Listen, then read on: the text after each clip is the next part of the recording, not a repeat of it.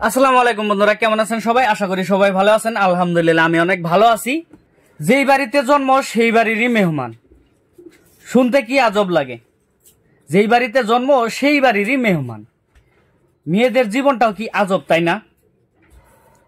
যেই বাড়িতে জন্ম হয় সেই বাড়িরই ইষ্টি কুটুম হয়ে যায়। যখন তাদের জন্ম হয়, মেয়েদের জন্ম হয়, তখন বাবা মার বাড়িটাই তাদের নিজের বাড়ি। যখন বিয়ে হয়ে যায় তখন বাবা মার বাড়িটা হলো বাবার বাড়ি, মার বাড়ি, মানে ওই বাড়ির মেহমান। আর শ্বশুর বাড়িটা ওটা হলো শ্বশুর বাড়ি, জামাই বাড়ি। তার মানে তাদের কোনো বাড়ি নাই। যখন পর্যন্ত তাদের মানে নিজে একটা ঠিকানা হয়ে যায়, মানে জামাই বাড়িটা যখন পর্যন্ত তাদের মনের ভিতরে এটা আসে যে এটাই আমার নিজের বাড়ি, তখন পর্যন্ত কিন্তু তাদের বয়সটা শেষ, মানে বুড়োই হয়ে যায়।